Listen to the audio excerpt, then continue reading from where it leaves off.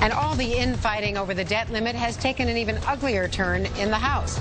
Florida freshman Republican Allen West has issued a scathing attack on Democratic House member Debbie Wasserman Schultz after she spoke on the floor on Tuesday. Watch.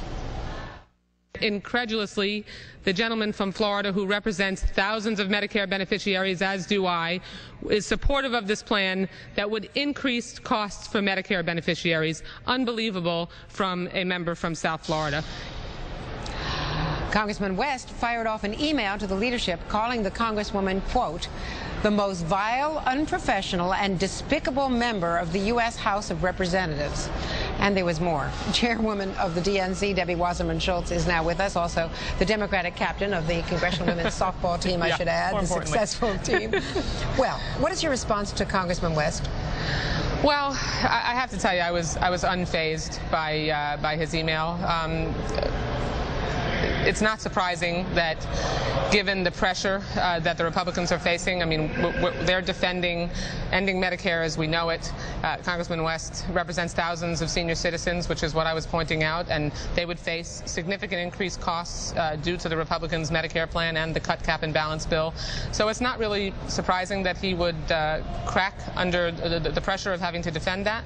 As a constituent of mine, I can... He lives in your district? He actually lives in my district, yes. You know, as a constituent of mine, I think it's important for him to understand that when we're in debate on the House floor, members are going to go back and forth. If he feels that concerned and gets that churned up over having to defend his position, then he probably should reconsider his position. Well, he also said that this is heinous and characterless, and said you have proven repeatedly are not a lady, therefore shall not be afforded due respect from me.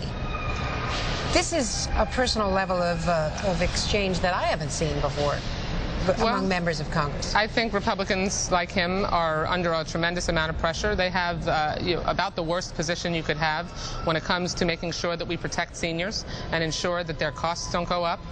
Balancing that instead of what they're doing, it's just championing the protecting millionaires and billionaires tax breaks. And so obviously it was a little bit of heat that was applied in debate on the House floor yesterday, and he doesn't appear to be able to deal with it. Like I said, he should reconsider his really unacceptable position, particularly as it relates to when you represent thousands of South Florida seniors like we do, so that maybe the next time he won't react so defensively. You yourself are going to have to consider some Medicare and Medicaid cuts down the road. These are not popular positions for you, especially coming from Florida, but is it for any Democrat? But you're prepared now to support what may emerge from the Senate? Well, what we need to do is make sure that we can solve this big problem with a big solution. And Democrats have put all our sacred cows on the table, including Medicare and including Social Security. Can John Boehner count on House Democratic votes for whatever does emerge, a compromise measure that the White House and the Senate work on? Andrea, Democrats have made a commitment that we want to solve this debt crisis. We want to make sure that the government doesn't default on our debt for the first time in history. We have not seen that same commitment from House Republicans. It's good to see that there are Senate Republicans and Senate Democrats working together to make sure.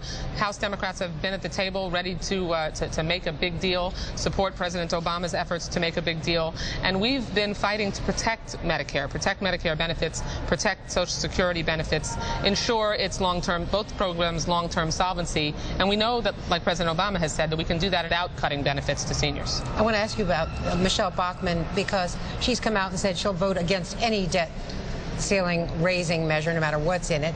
I'm sure, disagree with her on a lot of these issues, but I want to ask you about this attack on her for taking headache medication. We've seen men run for national office who have melanoma, who have heart conditions, serious heart conditions. You yourself are a survivor of breast cancer.